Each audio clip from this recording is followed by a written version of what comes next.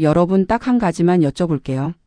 만약 며느리가 신혼여행을 다녀와서 선물을 줬는데 나중에 알고 보니 친정어머니께는 수백만 원짜리 명품 가방을 드리고 나에게는 30만 원짜리 가방을 줬다는 걸 알게 됐다면 여러분은 어떻게 하시겠어요? 서운하다고 말하시겠어요? 아니면 속으로만 사귀고 아무렇지 않은 척 지내시겠어요?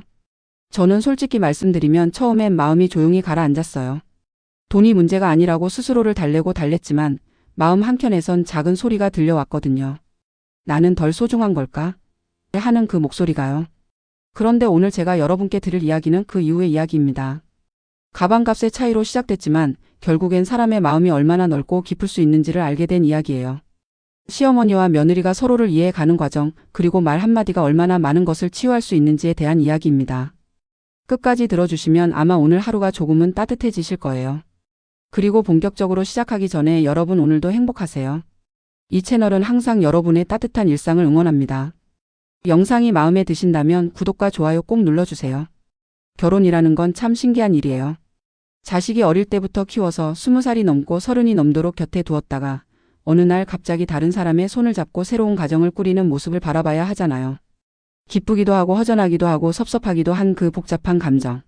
아이를 키워본 부모라면 다 아실 거예요. 아들의 결혼식 날 저는 하루 종일 마음이 분주했어요. 예식장을 오가며 손님들을 맞이하고 하객들 사이를 누비면서도 눈은 자꾸 아들과 며느리에게 향했습니다. 단아하게 드레스를 입은 며느리가 환하게 웃으며 하객들과 인사를 나누는 모습을 보면서 속으로 조용히 기도했어요. 제발 우리 아이들이 행복하게 살게 해주세요. 결혼식이 끝나고 두 사람은 신혼여행을 떠났습니다. 저는 빈집으로 돌아오면서 묘한 고요함을 느꼈어요. 오랫동안 북적이던 집 안이 갑자기 조용해진 느낌. 아들이 없다는 게 실감나는 순간이었죠. 신혼여행을 마치고 돌아온 지 며칠이 지난 어느 날 오후 며느리에게서 문자가 왔어요. 어머님 잠깐 들러도 될까요? 물론이죠. 언제든지 오라고 했습니다. 그날따라 마음이 왠지 두근거렸어요. 신혼여행을 다녀온 며느리가 집에 온다니까 무슨 이야기를 나누게 될까 설레기도 했고 한편으로는 며느리와 나, 우리가 앞으로 어떤 사이가 될까 하는 생각도 들었어요. 초인종이 울리고 문을 열었더니 며느리가 커다란 쇼핑백을 두 손에 들고 서 있었어요. 얼굴은 여행에서 돌아온 사람 특유의 가벼운 피로감과 함께 환한 미소를 띠고 있었고요.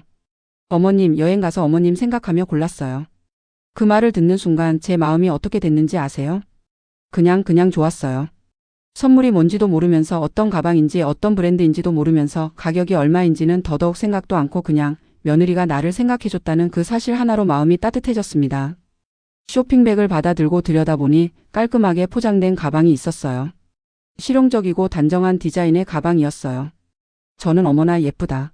고마워하고 웃으면서 며느리를 거실로 들였습니다. 그날 우리는 차를 마시면서 이런저런 여행 이야기를 나눴어요. 며느리는 신혼여행에서 있었던 재미있는 에피소드들을 들려줬고 저는 오래전 남편과 다녀왔던 여행 이야기를 꺼냈어요. 웃음이 끊이지 않았던 오후였습니다. 며느리가 돌아가고 나서 저는 가방을 다시 꺼내 들었어요. 처음 받아보는 며느리의 선물.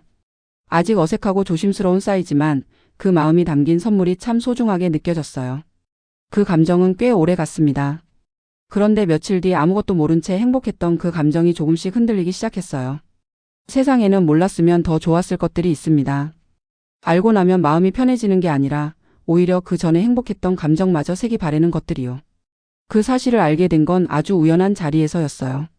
지인들과 가볍게 차를 마시는 자리였는데 그 자리에 며느리의 친정 쪽과 인연이 있는 분이 계셨어요. 대화가 오가다 보니 자연스럽게 아들 결혼 이야기가 나왔고 신혼여행 이야기도 흘러나왔습니다.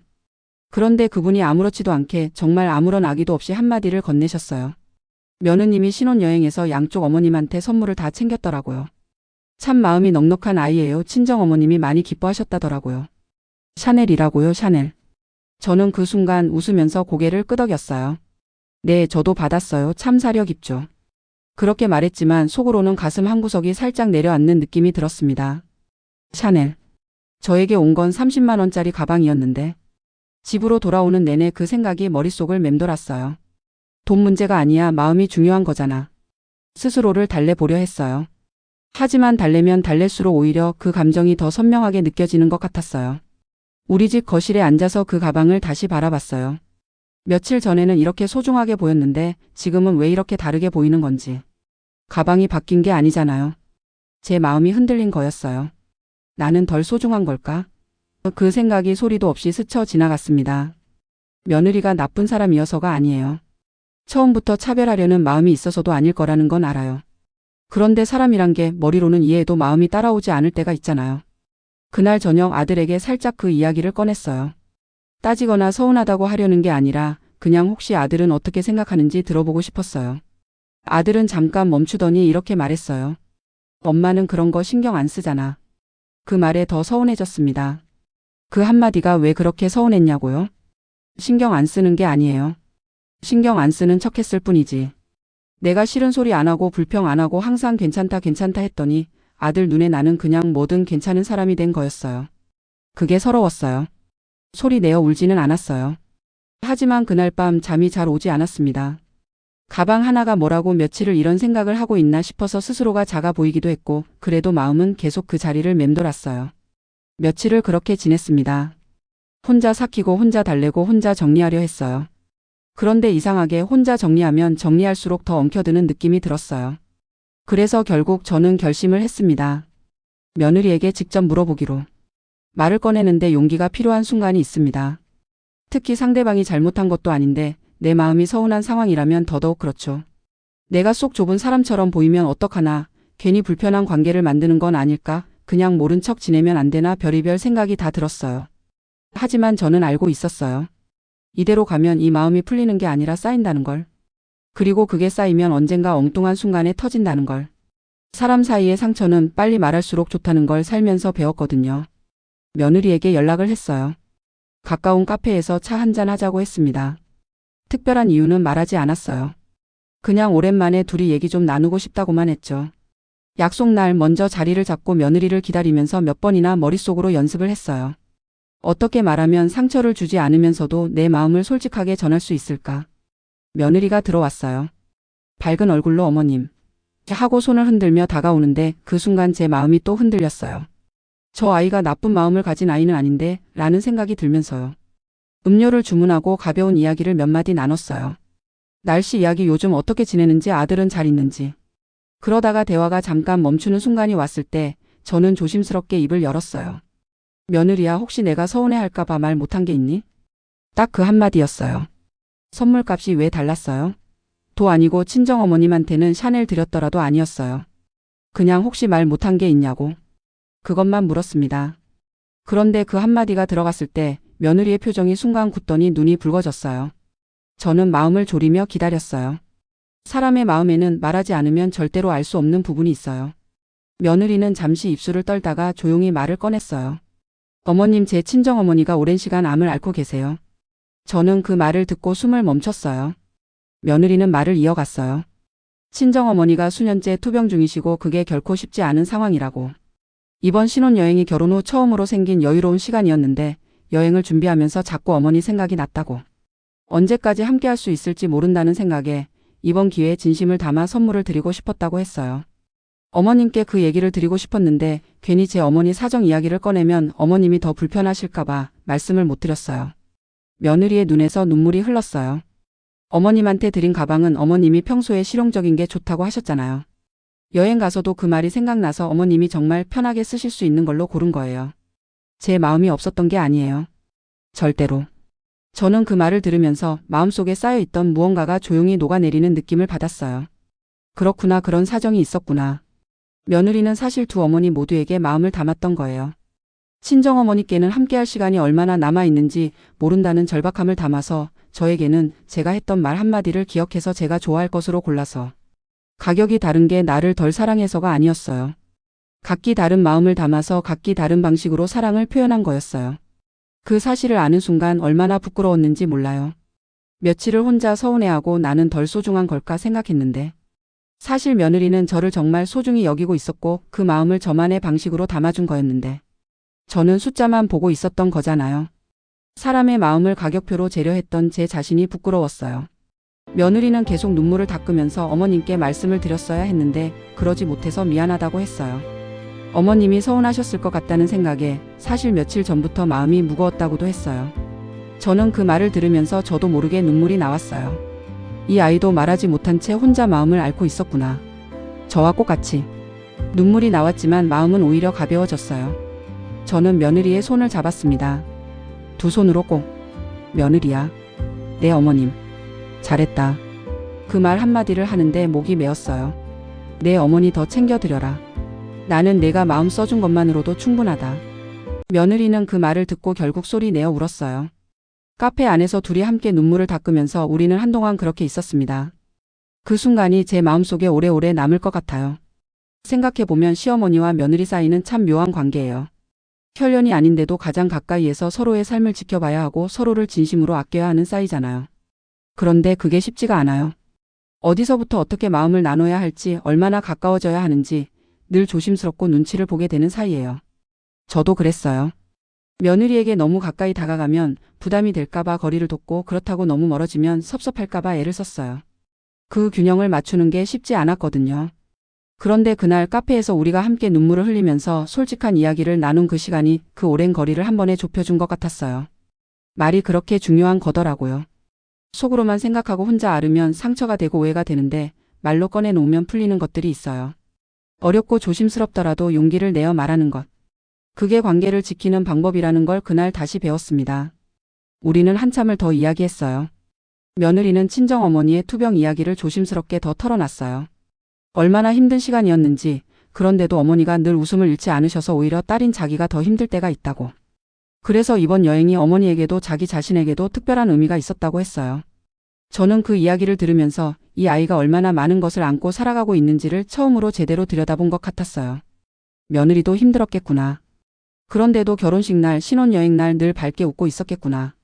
그 미소 뒤에 얼마나 많은 것들이 있었는지 저는 미처 몰랐어요. 카페를 나오면서 며느리가 말했어요. 어머님, 앞으로는 제가 더 자주 찾아뵐게요. 저는 웃으면서 말했어요. 나도 더 자주 연락할게. 맛있는 것도 같이 먹고. 사소한 말이지만 그 말 속에 담긴 마음은 사소하지 않았어요. 우리는 그날 정말로 한 걸음 더 가까워졌습니다. 집으로 돌아오는 길에 저는 오랫동안 생각했어요. 만약 그날 용기를 내지 않고 그냥 혼자 마음을 삭혔다면 어떻게 됐을까? 아마 서운함은 서운함대로 남고 며느리와의 사이는 보이지 않는 담 하나가 생겼을 거예요. 서로 웃으면서 인사하지만 마음 어딘가에는 그때 그 일이 박혀서 아주 가끔씩 그 상처가 고개를 들었을 거예요. 그러다 또 다른 서운한 일이 생기고 또 다른 오해가 쌓이고 어느 순간 우리는 마주 앉아서도 서로의 속을 모르는 사람이 되어 있었을 거예요. 그런데 말을 했어요. 솔직하게 조심스럽게 한마디를. 그리고 그 한마디가 우리 사이를 바꿔놨어요. 저는 그날 이후로 여러 가지를 다시 생각하게 됐어요. 첫 번째는 사람의 마음을 함부로 숫자로 재지 말자는 것. 선물의 가격이 그 사람이 나를 얼마나 소중히 여기는지를 말해주지 않아요.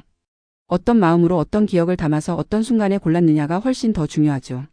며느리는 제가 실용적인 것을 좋아한다고 했던 말을 기억하고 있었어요. 그 기억 자체가 어떤 명품 가방보다도 값진 거였습니다. 두 번째는 가까운 사람일수록 솔직하게 말해야 한다는 것. 가까우니까 말하지 않아도 알겠지, 가까우니까 그냥 참아야지, 이런 생각이 오히려 관계를 어렵게 만들어요. 말하지 않으면 아무도 몰라요. 내 마음도 상대의 마음도 서로 알아야 비로소 이해가 시작됩니다.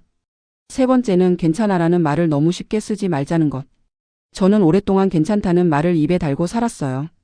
아들에게도 며느리에게도 주변 사람들에게도. 그런데 그 말이 쌓이면 사람들은 나를 뭐든 괜찮은 사람으로 여기기 시작해요. 그리고 나는 정말로 아무것도 신경 안 쓰는 사람이 되어버려요. 그건 내가 원하는 게 아니었는데. 괜찮지 않을 때 괜찮지 않다고 말할 수 있는 용기. 그게 필요했던 거예요.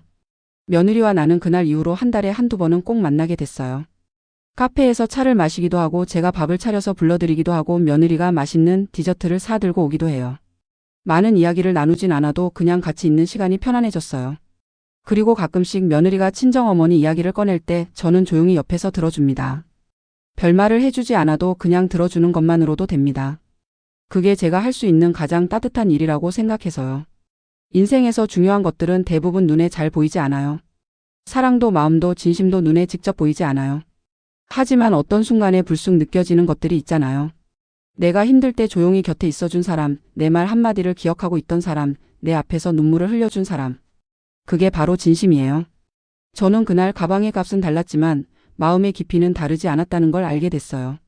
아니, 어쩌면 며느리의 마음은 가격으로 따질 수 없는 것들을 담고 있었는지도 몰라요.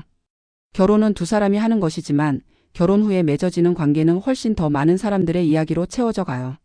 시어머니와 며느리도 처음엔 낯설고 어색하지만 서로를 이해하려는 마음이 있다면 언젠가 반드시 진짜 가족이 될 수 있다고 저는 믿어요. 그날 카페에서 며느리의 손을 잡으면서 저는 그 믿음이 생겼습니다. 오늘 이야기 어떠셨나요? 시어머니와 며느리 사이, 가족과의 관계, 말하지 않으면 모르는 마음들 이런 이야기들이 여러분의 삶 속에도 어딘가에 있지 않을까요? 혹시 지금 말하지 못하고 혼자 마음을 앓고 있는 게 있으신가요? 용기를 내어 한마디 꺼내보세요. 때로는 그 한마디가 관계를 살리기도 하고 오해를 풀기도 하고 새로운 시작을 만들기도 하거든요. 그리고 오늘도 여러분 모두 행복하세요. 가까운 사람과 따뜻한 말 한마디 나누는 하루 보내시길 바랍니다. 영상이 마음에 드셨다면 구독과 좋아요 부탁드려요.